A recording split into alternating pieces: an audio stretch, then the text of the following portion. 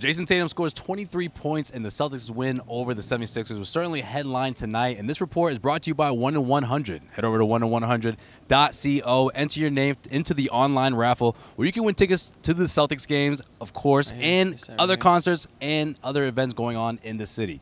That's 1-in-100.co, gentlemen. Jayson Tatum scores 23 points. It's actually the 6th straight game for Tatum against the Sixers where he scored 20-plus points.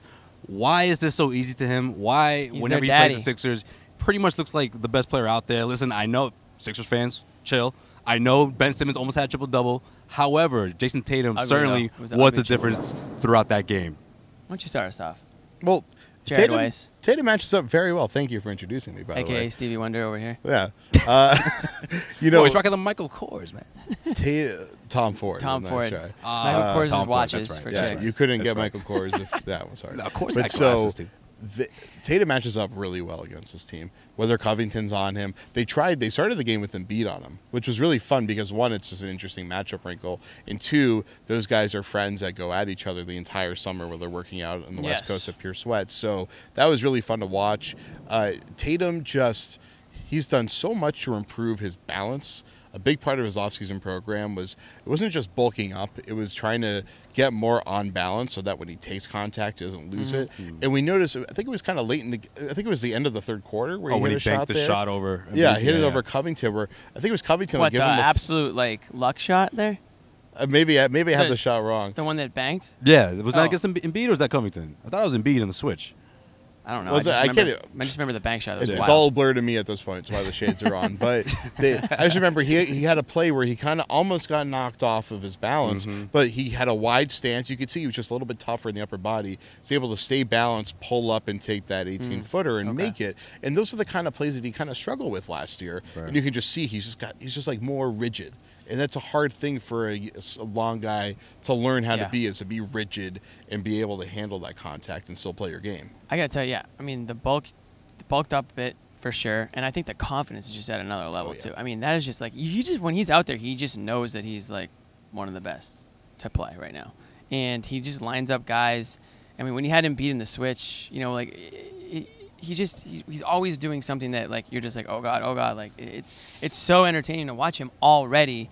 And I honestly think that he's like one of, if not, I mean, he's one of the most untradeable guys easily in the NBA. It's a matter of like, where is he like 1 through 5, in my opinion. Does he have that Mamba mentality? Is Kobe Bryant the influence here? Is that the difference? Because I think it's a bit of the difference. I don't think it's completely because of the Kobe Bryant meetings. However, I also think is Brad Stevens sort of giving him the green light. I mean, you see him taking shots, more shots than we've seen him take throughout the entire year last year, despite Kyrie Irving being back in the mix, despite Gordon Hayward being back in the mix. I almost feel like Brad Stevens is like, listen, if you see a shot you like, don't think twice, just take it. He is, but, you know, when he was working with Kobe this summer, a big thing that Kobe was kind of working on with him was learning how to be a quick decision maker. And Kobe always had the entire floor read, and he already knew what he was getting into with his action, but he was quick with his decision making.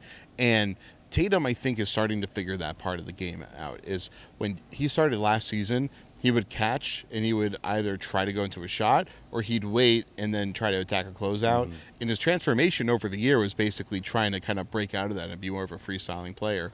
But now he has a lot more responsibility. Actually, I don't know. Maybe he doesn't have more responsibility because they're fully healthy and they have all those guys out there. But I think he does because he's really looked to be one of the closing scorers on this team. Right. That's what his role was tonight. And a big part of that is just being able to go into the play knowing what you're looking for and then knowing what your second and third options are. And he looked way more like that kind of player tonight than he did when he was scoring really well in the playoffs. But a lot of the time it was because a play would break down and you have to go ISO and he would just pull it off and things like that. That'll wrap up this edition of the Garden Report here at like TD the Garden. TLDR like on a tweet. He's still going. Until next time. I'm just fanning myself the whole way. Later.